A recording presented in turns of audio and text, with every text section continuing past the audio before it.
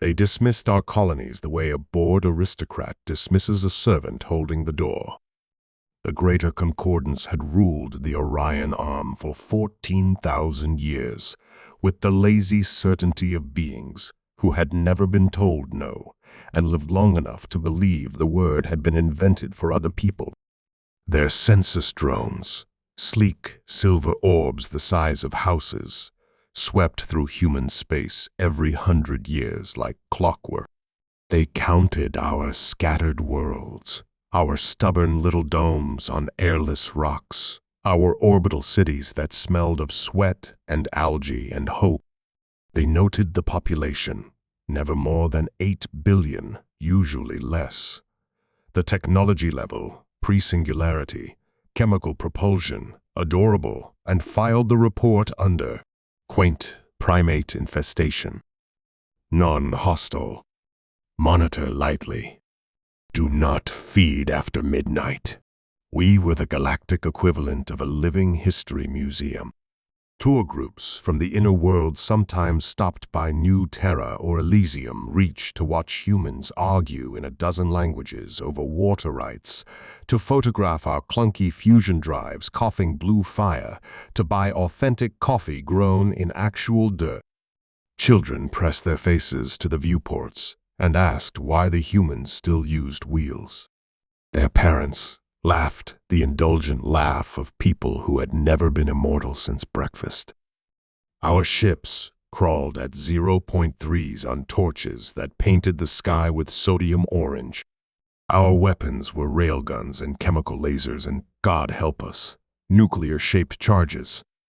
Our government spent half their time screaming at each other and the other half apologizing for the screaming. We were loud, messy, mortal, and, most damning of all, temporary. So when the Concordance needed new living space for their newest client species, the siloxane-breathing Valari ascendancy, all delicate crystal wings and poetry written in ultraviolet, the decision was made in a committee meeting that lasted exactly 11 minutes. Human perimeter worlds, the chair being intoned, currently underutilized. Atmospheric conversion within acceptable parameters. Indigenous populations statistically insignificant. Motion to reclassify as unclaimed wilderness. 700 limbs, tentacles, and pseudopods rose in perfect, bored unison. Motion carried. No declaration of war. No negotiation. No warning. Just the quiet arrival of atmospheric converters the size of small moons.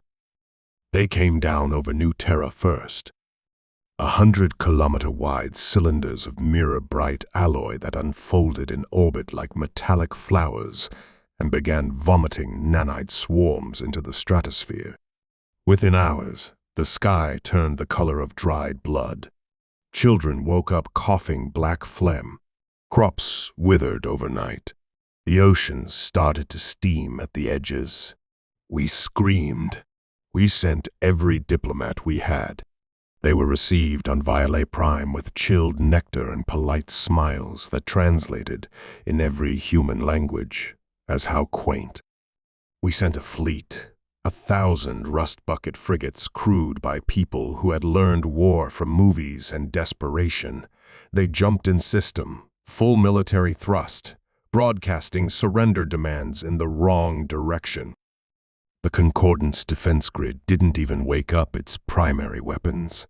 A single polite frigate tractored the entire formation into a parking orbit and beamed over a tour schedule.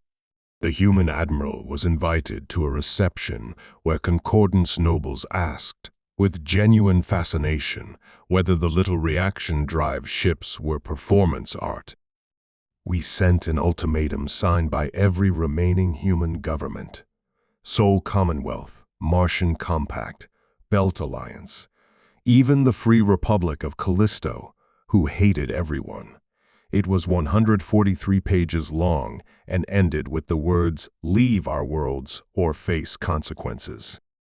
The Concordance Parliament debated it for 6 minutes, then sent back fruit baskets. Actual wicker baskets full of genetically perfected pears and a card that read, "Thank you for your passion." Relocation assistance packets attached. Best wishes. Cultural Preservation Subcommittee. The baskets detonated in 37 separate diplomatic pouches when someone tried to scan them for bombs. Casualties were light. Laughter was not. Then, on the 31st day after the first converter landed, every human channel went dark at once. No final transmission. No heroic last stands. No tearful goodbyes. Just 8 billion voices, arguing, laughing, coughing, singing lullabies, cut off mid-breath. The census drones came back a year later. They found empty cities, bones picked clean by wind, orbital stations drifting cold, and skies the color of old rust. They filed the update. Primate infestation appears to have self-terminated. Cause unknown. Recommend reclassification complete. The concordance through parties. A renamed New Terra Valari Prime Alpha. Paved Elysium reach into a parking orbital for pleasure yachts and built vacation domes over the mass graves so guests could ski on snow made from human ashes. They toasted the quietest extinction on record, with nectar older than our species. They never noticed the silence had weight. They never noticed that not one human corpse was ever found with its eyes closed. They never noticed the lights in every hidden shipyard, in the Oort cloud, behind gas giant moons, inside hollowed-out asteroids, burning day and night for 31 years without pause. They never noticed the slow, patient migration of every welder, every engineer, every mother who had watched her child suffocate into the dark between stars. They never noticed that humanity had stopped arguing among ourselves. On the night the last human left Sol, a woman named Amrita Okoye, captain of the colony Ark, remember why we left Earth? She stood on the bridge and watched Earth's blue marble shrink behind her. Her daughter, 7 years old, clutching a stuffed orca, asked if they were ever going home. Amrita knelt, kissed the top of her head, and said the sentence that would be carved on every lighter hull for the next 3 decades. "We are going to get home back." Then she turned the ship toward the dock, and 31,000 other arcs followed in perfect silence. The concordance laughed one last time. They would not laugh again, because humans don't forget. And when we come back, we bring the same thing that taught the first ape to walk upright. Fire. We just needed 31 years to make it big enough. Year 31, day 1, 9/17, Soul Reckoning. The colony Ark, remember why we left Earth, dropped out of hyperspace above Virali Prime, like a verdict delivered after 31 years of deliberation. She had been launched in 2411 as a generation ship for the New Terra run, slow, ugly, built to carry 200,000 sleepers and all their dreams in rusty cans. For 3 decades, she and her sisters had hidden in the dark engine's cold, crews rotating through cryo and rage in equal measure. Every weld, every rivet, every tear shed in the night had been poured into a single modification. One weapon, a spinal lance, 3 kilometers long, bored straight through what used to be the main habitat ring. Its barrel was lined with coils stolen from 100 dead colonies, its capacitors filled with the grief of 8 billion ghosts. The engineers called it the lighter. Everyone else just called it Amrita's match. Now the match was struck. Virali Prime hung below like a jewel box left open for thieves, continents of living crystal, oceans of liquid music, skies the color of expensive wine filtered through 1,000 years of arrogance. 2 billion concordant citizens were waking up to another perfect morning. Children practiced ultraviolet poetry in floating schools. Nobles sipped nectar, distilled from extinct nebulae. The planetary shield lattice shimmered like a soap bubble made of pure complacency. The remember why we left Earth did not hail. She did not broadcast demands. She simply opened her mouth and breathed fire. The lance fired once. A lance is the wrong word. It was a sunrise turned inside out. A column of plasma hotter than a star's core, tuned with 31 years of hatred to the exact resonant frequency of the concordance atmospheric shield lattice. The shields did not break. They surrendered. Every molecule of air on Violet Prime suddenly remembered it had once been part of a star and decided, democratically and all at once, to go home. The sky caught fire. Not an explosion. Not a beam. A wave. A perfect, rolling wall of white-orange death that raced around the planet at 3 times the speed of sound, riding the jet streams like a rider on a burning horse. It never touched the ground. It didn't need to. The temperature at the wave front was 20,000 degrees.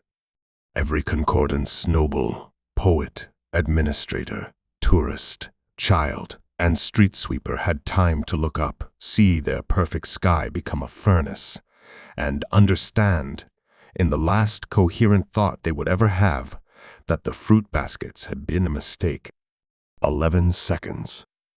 That was all it took for 2 billion souls to become superheated vapor and regret. The orbital defense fleet, 10,000 ships that had never fired a shot in anger, woke up too late. Their shield harmonics were still trying to process the impossible when the fire front rolled over them. The last thing their senses recorded was the remember why we left Earth rolling through the inferno like a black shark through blood, broadcasting on every frequency in every human language that still existed. This is Captain Amrita Okoye of the colony ship Remember Why We Left Earth. You took our homes. You took our air. You took our children's tomorrows. We are just returning the favor. For the 8 billion who never came home. Burn. The transmission ended with 11 seconds of absolute silence, the exact length of time it had taken Violet Prime to die. Then the lighter went cold. The Ark's engines flared the color of old blood, and she vanished into hyperspace before the first piece of molten orbital station hit atmosphere. Back on Violet Prime, the fire kept burning for 11 days. When it finally died, the planet was a blackened sphere of glass, orbiting a sun that no longer had anything to warm. The oceans had boiled away. The crystal continents had melted into rivers that cooled into knife-sharp obsidian. The only thing left moving was wind made of ash and memory. The Concordance Parliament met in emergency session aboard the sanctuary station Halcyon Drift. They were still trying to comprehend the tactical feed when 30 more human arcs dropped out of hyperspace around the station and lit their lighters. Halcyon Drift burned for 11 minutes. The Grand Fleet was mobilized. 10 million ships that had never known defeat, crewed by beings who had never known fear. They jumped to the ruins of Violet Prime expecting to find a human armada. They found one ship. The Remember Why We Left Earth again. She was waiting in low orbit, lighter cold, broadcasting a single image on repeat. A little girl on New Terra, 7 years old, clutching a stuffed orca, coughing blood as the sky turned rust above her. The Grand Fleet opened fire with everything they had: antimatter lances, gravitic shear, weapons that unmade probability. The shots never landed, because 31,000 other colony arcs dropped out of hyperspace all at once, surrounding the fleet in a perfect sphere of black hulls and golden names. Every lighter fired at once. The Grand Fleet never had time to scream. The fire came from every direction, met in the center, and kept going. When the light faded, there was no debris. There was only fire and silence and a single human voice drifting across every channel in the Orion arm. This is only the first match. We have 31,000 more. See you soon. Then the arcs vanished again. The Concordance learned what fear tasted like. It tasted like burning sky and the laughter of 8 billion ghosts who had waited 31 years for sunrise. And sunrise, when it finally came, was the color of fire. The Concordance learned 3 things very quickly. The way a child learns a stove is hot by touching it with their whole hand. First, humanity had spent 31 years turning grief into physics. Every colony arc, those slow, ugly generation ships the galaxy had mocked as floating nurseries, had been dragged into hidden shipyards carved inside dead comets and gas giant moons. Their habitat rings were gutted. Their cryobays were melted down. Their children's playgrounds were replaced with capacitors the size of city blocks. In place of the future we were supposed to carry, we installed a single weapon, a spinal plasma lance capable of turning an entire planet's atmosphere into a fusion torch. We called them lighters. We built 31,000 of them. One for every year they let our children suffocate. Second, we had become very, very good at hiding. We learned to shut down every emission, thermal, gravitic, psychic, even the faint neutrino heartbeat of a living crew. We drifted cold and silent in the dark between stars, engines cold, crews rotating through cryo and quiet fury. We painted our hulls with the names of the dead in gold, so small it could only be read by someone close enough to die. When Concordance patrol ships passed within 100 kilometers, our sensors watched them yawn. Third, we no longer cared about winning. We cared about burning. We struck at night cycles, at festivals, at the exact moment when complacency tasted sweetest. Year 31, Month 2, the burning of Halcyon Drift, the sanctuary station where the Concordance Parliament had fled after Virli Prime. 30 arcs dropped out of hyperspace in perfect silence, formed a ring around the station, and lit their matches. Halcyon Drift's sky burned for 11 minutes. When the fire died, the station was a molten snowflake drifting in the dark, and every escape pod had been tractor-pressed into the inferno with gentle, terrible precision. Year 31, Month 4, the Volari client worlds, the siloxane-breathing poets who had taken our air. We visited every garden moon they had been gifted. We did not land. We simply flew overhead at dawn and painted their crystal skies with plasma sunrises that never set. Their ultraviolet poetry was rewritten in burning oxygen. Their last transmission was a single line of verse. We were wrong about the primates. They do not write. They burn. Year 32, the shipyard massacres. The great orbital forges at Tal's Reach, where the Grand Fleet was born. 1,000 arcs arrived in waves of 11. They never fired on the ships. They fired on the atmospheres of the forge worlds below. 1 million half-built hulls fell like burning tears into skies that had already become suns. Year 33, the Festival of Eternal Dawn. The Concordance's millennial celebration on the pleasure world Lyrio. 50 million nobles gathered under domes of living light to toast the final pacification of the primate problem. 11 arcs dropped out of hyperspace directly above the Capitol dome. 11 lighters fired at once. The dome became a lens. The festival became a pyre. We never left survivors who could describe us. We never took prisoners. We never accepted surrender. Every attack ended the same way. The lighter went cold. The arc broadcast 11 seconds of a child coughing blood on New Terra, then vanished. The Grand Fleet, 10 million ships that had never known defeat, chased shadows for 6 years. They learned to jump at every sensor ghost. They learned to evacuate entire systems when silence lasted too long. They learned to pray, a skill most of them had to invent from scratch. Their admirals began seeing colony arcs in their dreams, black holes with golden names, drifting just beyond weapons range. Lighters glowing soft and patient like cigarettes in the dark. They began calling us the 11-second fleet. They were wrong. We were 31,000 lighters strong, and we had only just begun. Year 37, the night of 31,000 suns. The Concordance tried one last desperate gambit.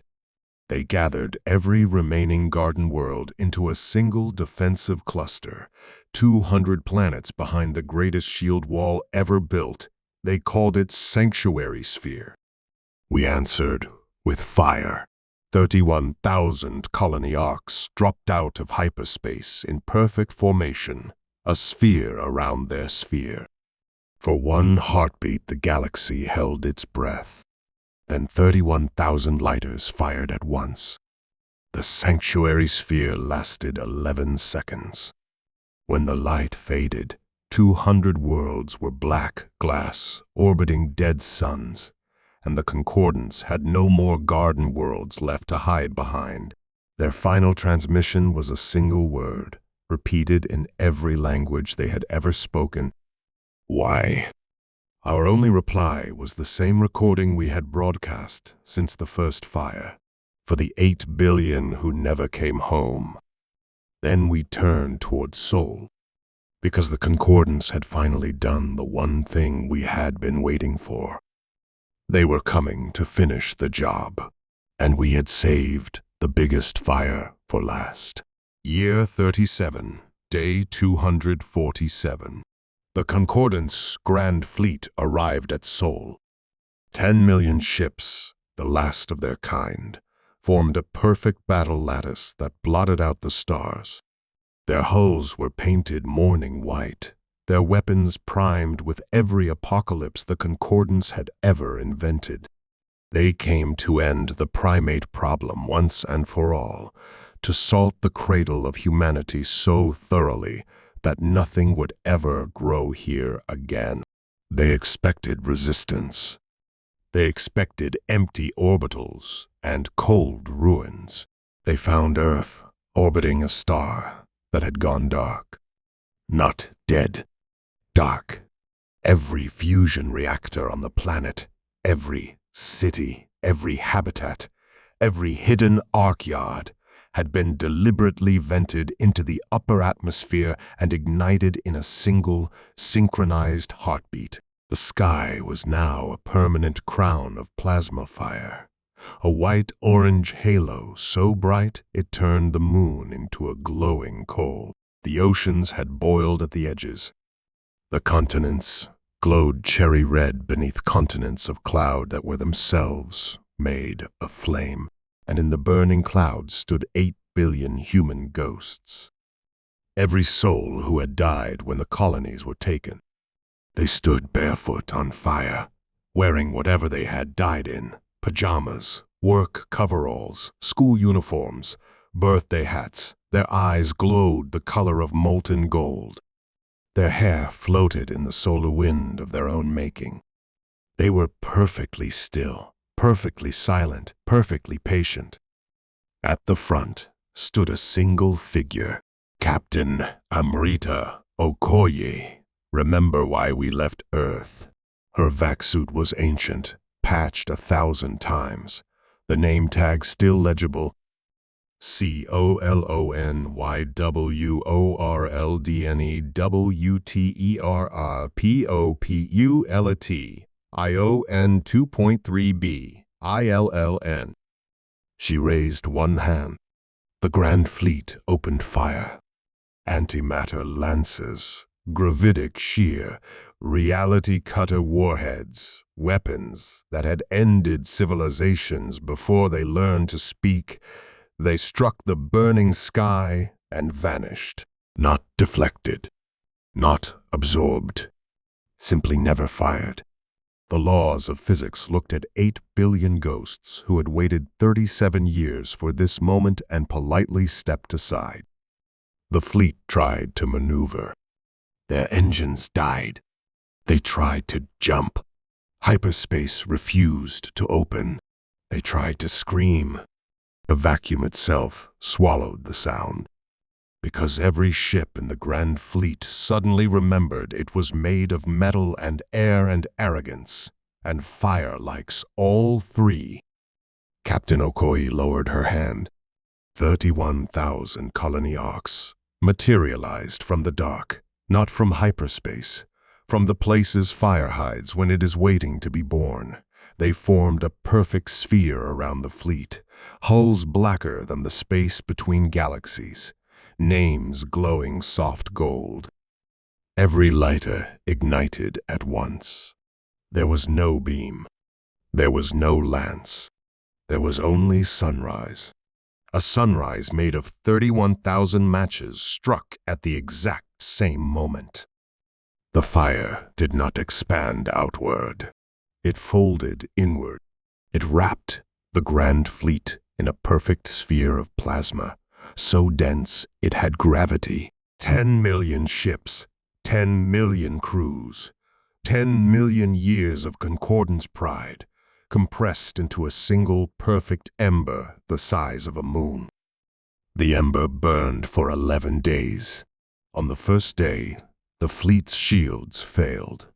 On the second day, their hulls began to glow. On the third day, their magazines cooked off in perfect silence. On the 11th day, the ember winked out. When it was gone, there was no debris. There was only a new star in Sol's sky, small, furious, the color of old blood, burning with the heat of 10 million funeral pyres. Captain Okoye turned to the 8 billion ghosts behind her. They were smiling, not the smile of victors, the smile of people who had finally come home. She spoke, and her voice was carried by every lighter, every ghost, every ember of the new star. We kept the fire warm for you. Then the ghosts began to fade. But before they went, every single one of them looked at the 31,000 arcs and saluted. Farmers, children, engineers, poets, soldiers, 8 billion salutes in perfect unison. The arcs saluted back. The fire crown around Earth dimmed, not gone, simply banked like coals waiting for wind. Captain Okoye was the last to fade. She looked at the new star, at the silent fleet that had carried humanity's rage for 37 years, and spoke one final time. Job's done. Let's go home. The 31,000 lighters powered down their weapons, turned their bows toward the dark, and drifted away. Behind them, Sol burned quietly, a beacon, a warning, a hearth. The concordance was gone, not defeated, unmade. Their worlds were cinders. Their fleets were memories. Their client species were left blinking at stars that no longer had masters. The galaxy would never be the same, because humanity had shown them what happens when you take a home from people who still remember how to make fire with nothing but 2 sticks and a reason. And somewhere, in the quiet between stars, 31,000 slow, ugly colony ships drift on, light as cold, but never forgotten, waiting, just in case someone, somewhere, ever forgets again. 11 days after the last ember of the Grand Fleet cooled, the galaxy held its breath. There were no more concordance capitals to burn, no more fleets to chase shadows, no more garden worlds glowing with stolen tomorrows, only silence and ash and the faint smell of burnt sky drifting across 1,000 light years. Humanity never claimed the ashes. We never planted flags on blackened glass. We never broadcast victory. We never asked for tribute or apologies or even acknowledgement. We simply left one thing. At the exact coordinates where Violet Prime had once spun like a jewel in the dark, a new object now orbited the dead star, a perfect cube of obsidian 200 kilometers on a side, carved from the heart of an asteroid that had watched the first converter land on New Terra. Every face of the cube was covered in names. 8 billion names, etched in gold so pure it glowed with its own soft light, microscopic at first glance, but large enough that a child standing on the surface of the nearest surviving moon could read them with the naked eye when the cube caught the starlight just right. The names moved. They flowed across the surface like living constellations, children from Elysium Reach, holding hands with miners from the Belt, soldiers from New Kyoto marching beside farmers who had died shielding their greenhouses with their bodies. Sometimes they formed pictures, a little girl with a stuffed orca, an old man teaching his grandson to fish in a poisoned lake, a mother kissing her daughter goodnight while the sky outside turned rust. And beneath the flowing names, carved so deep the letters themselves were canyons, one sentence repeated in every language the galaxy had ever known, and a few it had forgotten. They dismissed our colonies. We brought the fire they forgot. Stars were born in. You're welcome. Now try to forget us. The cube had no engines. It needed none. It simply hung there, turning slowly, catching the light of a sun that no longer had planets to warm, and every rotation took exactly 11 seconds. The galaxy came to look.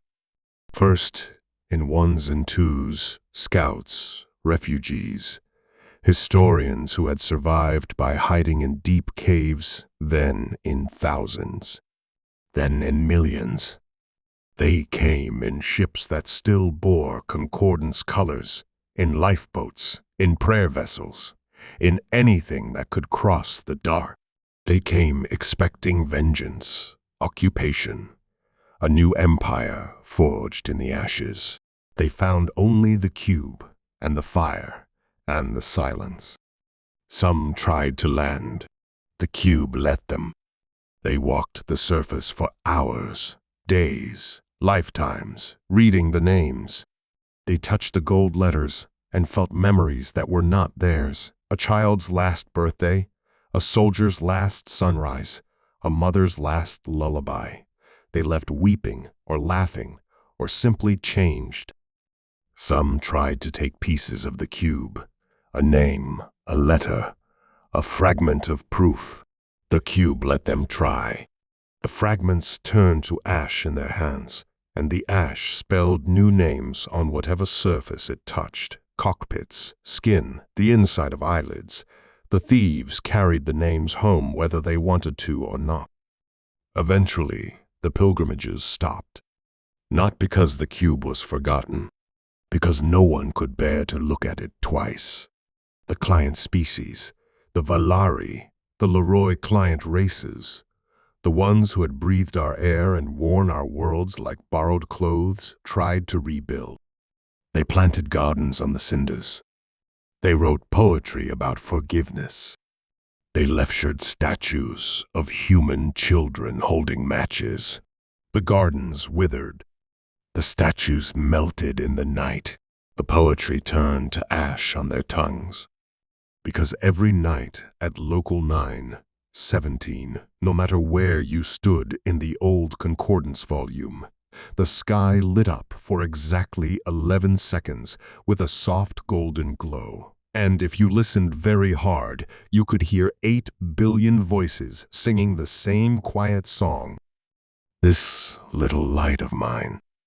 And every child, alien, crystalline, gaseous, whatever, learned to leave their porch light on when they went to bed, just in case.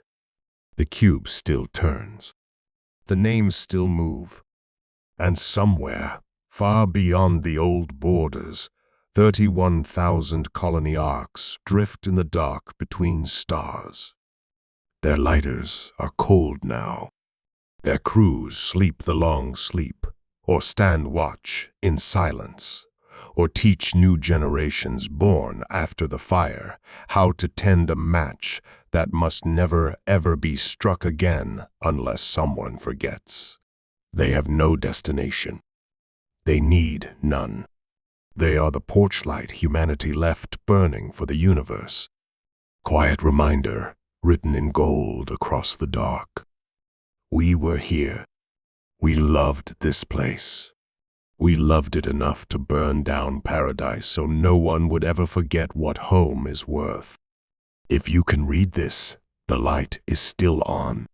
Come in peace, or do not come at all, because the fire is banked, not gone, and 8 billion ghosts are very good at waiting. The ashes, remember, and so do we.